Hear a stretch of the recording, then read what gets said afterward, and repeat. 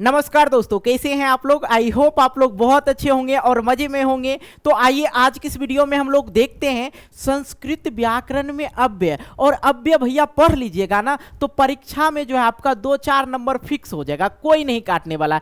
दूसरी बात कि आज जो हम आपको समझाने वाले अव्यय जो समझाने वाले हैं एकदम जबरदस्त तरीका से आप लोग को समझा देंगे। मतलब गर्लफ्रेंड को भूल जाइएगा लेकिन अव्यय को नहीं भूलिएगा। तो चलिए भाई शुरू कर लेते हैं, ठीक है भैया। गर्लफ्रेंड और फ्रेंड को नहीं भूलना चाहिए, ओके ना। आइए देखिए, सबसे पहले आप लोग समझिए शब्द जो है, शब्द दो प्रकार के होते हैं। कितने प्रकार के? दो प्रकार के। एक होता है विकारी और दूसरा होता है अविकारी। भिखारी नहीं सुन रहे कोई बच्चा? विकारी अविकारी, ठीक है। देखो विकारी जो शब्द होता है वो जो है लिंग वचन, ठीक है। यहां पे ध्यान देने मेरे भाई, जो विकारी शब्द होते हैं जो लिंग वचन आदि के अनुसार बदल जाता है। जैसे बालक हो गया, बालक कौन सा शब्द हो गया? विकारी शब्द हो गया। जैसे बालक है, बालक लिंग के अनुसार चेंज हो गया, बालिका हो गया। बालक का स्त्रीलिंग बालिका, ठीक है। अब पठती क्या हो जाएगा? पठंती, पठती, पठता, पठंती, ठीक है। तो ये जो है किसके अनुसार? वचन के अनुसार चेंज हो गया, है कि नहीं। अब यहां पे देखते हैं अविकारी में क्या है। मेरे भाई ध्यान से समझना इस चीज को, उसके बाद आप लोग को सारा चीज समझ में आ जाएगा। अविकारी में जो लिंग वचन आदि के अनुसार नहीं बदलता है उसे ही हम क्या कहते हैं? अविकारी। और उसे ही हम लोग क्या बोलते हैं? अव्यय। मतलब दुनिया बदल जाए, जग बदल जाए, गर्लफ्रेंड बदल जाए, लेकिन अव्यय शब्द जो है नहीं बदलता है। जो नहीं बदलता है उसे ही हम लोग क्या कहते हैं? अव्यय। अब ये जो शब्द है संस्कृत में यदा कदा अत्र च तत्र च गत्वा सर्व, क्या है भाई? सर्वथा। ये सब जो शब्द है ये संस्कृत में नहीं बदलता है और इसका मीनिंग भी नहीं बदलता है। तो मतलब वो सभी शब्द जो किसी लिंग या वचन के अनुसार नहीं बदले उसे ही क्या कहेंगे? अव्यय कहेंगे। तो आइए हम आपको आगे समझाते हैं कि भैया अव्यय जो होते हैं कहते किसको है? अव्यय कहते किसको है कि नहीं? अव्यय जो है कहते किसको? संस्कृत के वे शब्द जो सर्वदा एक जैसा ही रहता हो, ठीक है। संस्कृत के वे शब्द जो सर्वदा मतलब सभी जगह, ठीक है, एक जैसा रहता हो, जिसमें विभक्ति वचन लिंग के आधार पर कोई परिवर्तन नहीं हो, उसे ही हम लोग क्या कहते हैं? अव्यय कहते हैं। हाँ, क्या कहते हैं?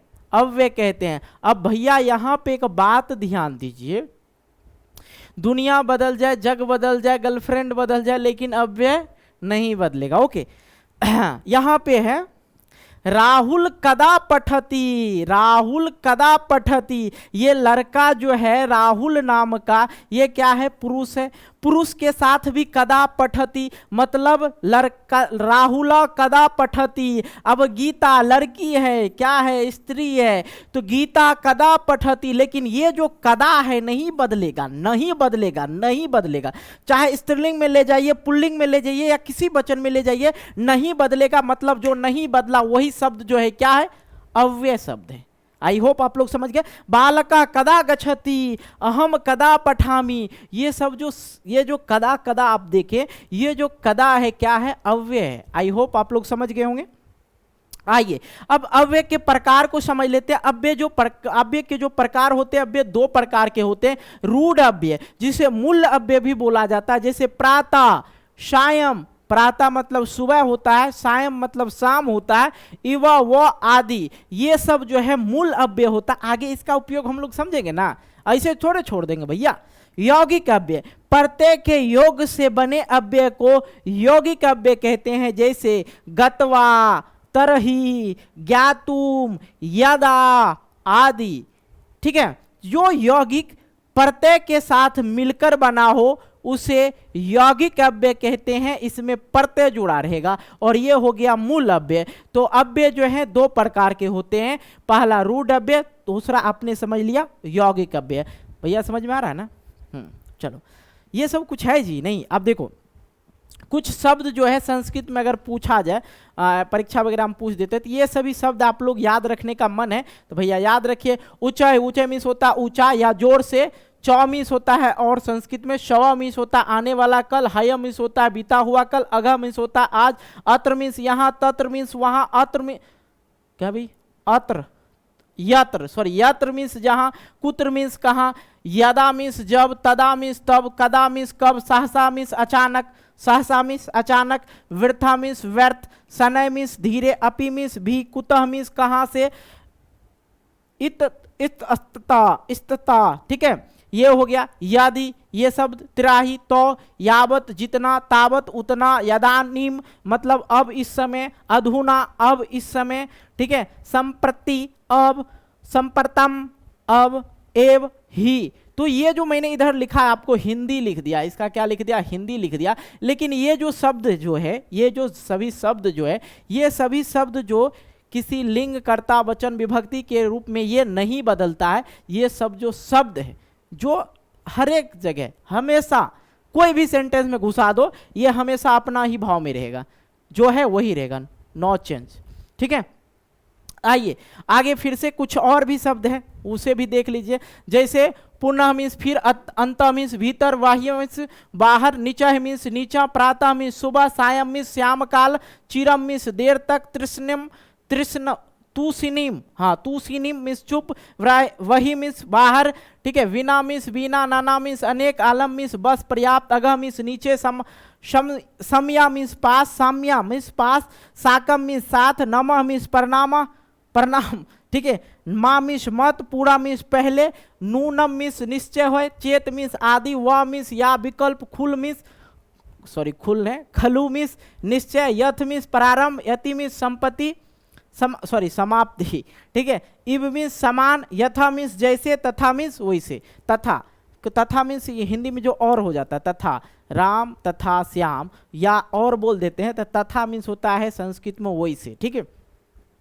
ये जो महत्वपूर्ण अवयव था और उसका अर्थ आप लोग को बता दिए, जिसका अर्थ जो है चेंज नहीं होता, लेकिन और अवयव के साथ वाक्य में प्रयोग जो होता है, जो प्रश्न पूछे जाएगा, सिंह ऊंचाई गरजते, मतलब सिंह जो है जोर से गरजते हैं, और इसमें पूछ देगा अवयव कौन है, तो ये जो है उच्च ही, मतलब ये जो है क्या है, अवयव है। श्यामा मोहन चौ प्रतिदिनम अभ्यासम कुरुता, ठीक है, श्यामा मोहन चौ प्रतिदिनम अभ्यास्यम कुरुता, मतलब श्याम और मोहन प्रत्येक दिन अभ्यास करते हैं। सुधा सवह जयपुरम गमिष्यति, सुधा जो है कल जयपुर से आएगी, ठीक है, ओके। मम भ्राता है मुंबई नागरतम आगता, मतलब मेरा भाई कल मुंबई से आ गया, ओके। अघ मीन्स होता है आज, यहाँ पे मैंने हिंदी मीनिंग भी लिखा है, कोनो दिक्कत हो तो इधर देख लीजिएगा। अघ मीन्स आज, अहम अघ अहम विद्यालयम ना गमिष्यामि, मतलब आज मैं विद्यालय नहीं जाऊंगा, ठीक है। ऐसा क्रीड़ा क्षेत्र, ऐसा मतलब क्या, यह ऐसा क्रीड़ा क्षेत्र, यह खेल का मैदान है, ठीक है, यह खेल का मैदान है। अत्र जो हो गया, क्या हो गया आपका, अवयव हो गया। अत्र मीन्स होता है यहाँ खनन कार्य, मतलब खोदने का कार्य। माँ मीन्स नहीं कुरु, मतलब ऐसा क्रीड़ा क्षेत्र, यह खेल क्षेत्र है। अतः अत्र मीन्स यहाँ खनन, खोदने का काम ना करो। यहाँ पे समझते हैं, तत्र एका रामणीया वाटिका अस्ति, ठीक है। तो यहाँ पे देखो तत्र मीन्स क्या होता है, वहां एक राम वाटिका है, वहां एक राम वाटिका है, ठीक है। अब देखो यहाँ पे है, यत्र नार्यस्तु पूजयन्ते नमन्ते तत्र देवता, ठीक है। फिर से एक लाइन, इस लाइन को समझना, यत्र नार्यस्तु पूजयन्ते, यत्र मीन्स जहां होता है, जहां नार्यस्तु मतलब नारी को पूजते हैं, पूजयन्ते जहां नारी को पूजते हैं, रमन्ते तत्र देवता, वहां नारी वहां देवता का वास होता है। जहां नारी का पूजा होता है वहां देवता का वास होता है, ओके। त्वम कुत्र गच्छसि, तुम कहाँ जाते हो, ठीक है, तुम कहाँ जाते हो। तो यहाँ जो कुत्र है, देखो कुत्र हो गया, यहाँ पे तत्र हो गया, यहाँ पे तत्र हो गया, अत्र हो गया, ये शब्द ऐसे दे देंगे और पूछेगा बताओ भैया इसमें से कौन सा अवयव है, ठीक है।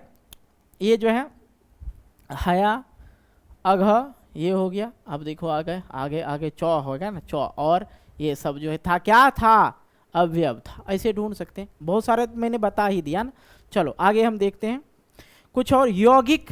यौगिक अवयव जो है कौन कौन सा है, देखो मैंने आप लोग को प्रत्यय पढ़ाया है।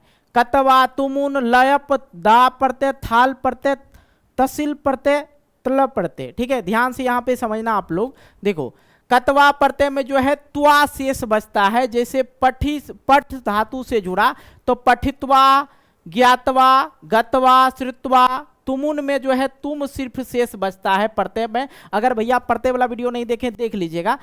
पठितुम ज्ञातुम गंतुम खादितुम, ठीक है। लयप प्रत्यय में शय बचता है, तो प्रवश्य प्रास्य पक्षस्य विज्ञाय। अब देखो दा प्रत्यय में दा प्रत्यय में दा ही बचता है, सदा कदा तदा सर्वदा ये सब हो गया।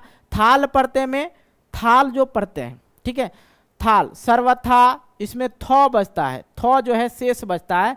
सर्वथा यथा तथा यादि ये सब में आ जाता है। तहसील प्रत्यय अतः कुतः इतः आदि।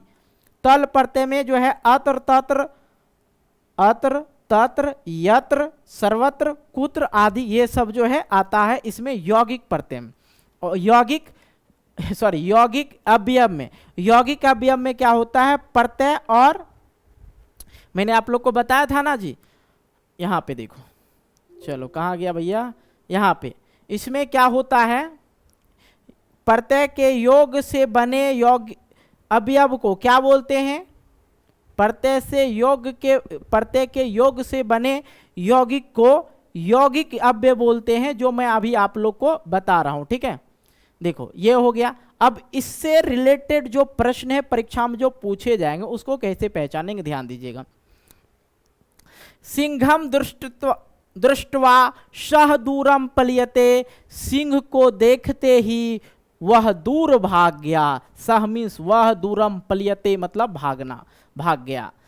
अहम अपि जलम पातुम इच्छामु, मेरा जो है जल पीने का इच्छा हो रहा है, इच्छा है, ठीक है, ठीक है। यहाँ पे पातुम, यहाँ पे क्या हो गया भैया, दृष्टवा। कक्षाम प्रविश्य छात्र श्लोकम गयति, मतलब कक्षा में प्रवेश करते छात्र जो है श्लोक गाते हैं, ठीक है। यहाँ पे देखो ये जो है आपका ये हो गया आपका यहाँ पे दा प्रत्यय में रमेशा सदा सत्य वदति, रमेश जो है सदा सत्य बोलते हैं, और ये क्या हो गया, यौगिक अव्यय हो गया, ठीक है। रोहिता यथा वदति तथा करोति, रोहित जैसा बोलता है वैसा करता है। रोहिता यथा वदति तथा करोति मतलब रोहित जैसा बोलता है भैया वैसा करता है, ओके। तो यहाँ पे क्या हो गया, वदति ति यथा तथा, ये दोनों जो है क्या हो गया, थाल प्रत्यय का उदाहरण है, मैंने पहले बता रखा। मोहनस्य गृहम इत बहुदूरम अस्ति, मतलब मोहन का घर, मोहनस्य गृहम इत मतलब मोहन का घर यहाँ से बहुत दूर है, बहुदूरम अस्ति, ठीक है, बहुदूरम अस्ति। इत यत्र सुधाया गृहमस्ति तत्र एका विशालया वट वृक्ष अस्ति, मतलब जहां, यत्र मीन्स जहां सुधा का घर है, यत्र सुधाया गृहमस्ति तत्र वहां एक, जहां यत्र सुधाया गृहमस्ति जहां सुधा का घर है वहां एक विशाल मतलब विशाल वट वृक्ष है। समझ में आया भैया? देखो तो इसमें जो है तत्र यत्र ये सब जो है ऐसे आपको उदाहरण जो है, सिंपल सी बात समझो, आप लोग को जब एग्जाम वगैरह में जो पूछे जाएंगे कैसे पूछे जाएंगे, ये उदाहरण या ये वाक्य दे देगा पूछ देगा भैया बताओ इसमें से कौन सा प्रत्यय अवयव है। अब ये शब्द में जो है भैया अवयव पहचानना, अब कहीं दो तरह से पूछ दिया, एक तो हो जाता है आपका यौगिक अवयव, ठीक है, अव्यय, एक हो जाता है यौगिक अव्यय, एक हो जाता है रूढ़ अव्यय। ठीक है, कहीं आप लोग से पूछ दे यौगिक अव्यय बताओ या रूढ़ अव्यय है यहाँ पे, तो आप लोग आराम से बता सकते हैं, कोनो दिक्कत हुआ समझने में। दुनिया भुला देंगे तेरी चाहत में, लेकिन अव्यय नहीं भुलाएंगे। ओके, कोनो दिक्कत भाई नहीं ना। चलो, तो मैंने आप लोग को बता दिया कि जो लिंग वचन आदि के अनुसार नहीं चेंज होता उसे अवयव कहते हैं। अवयव दो प्रकार के होते हैं, मूल अवयव और प्रत्यय अवयव। प्रत्यय अवयव में क्या होता है, प्रत्यय से योग, प्रत्यय के योग से बने अवयव को प्रत्यय अवयव कहते हैं, सॉरी यौगिक अवयव कहते हैं। और मूल अवयव जो आपको डायरेक्टली मैंने ये सब जो बताया, जो शब्द चेंज नहीं होता है। और आपको ये जो है प्रत्यय अवयव के बारे में भी पूरा डिस्कशन कर ही दिए। कोनो दिक्कत समस्या नहीं ना। तो यो भैया वीडियो के लाइक नहीं करे छो ना, वीडियो को जितना हो सके इस वीडियो को लाइक करना, शेयर करना और कमेंट करके बताना कि भैया कैसा लगा। और ये कमेंट नहीं करते ना यार, मज़ा नहीं आता, रियल बता रहे हैं, इसलिए लाइक करना, दोस्तों के साथ शेयर करना और कमेंट करके ज़रूर बताना। और भैया संस्कृत में कहीं अटक रहे हो, पटक रहे हो तो कमेंट करना मेरे भाई, आपका भाई यहाँ पर तैयार है पढ़ाने के लिए। ओके, मिलते हैं एक नई वीडियो को लेकर, तब तक के लिए बाय बाय, जय हिंद जय भारत।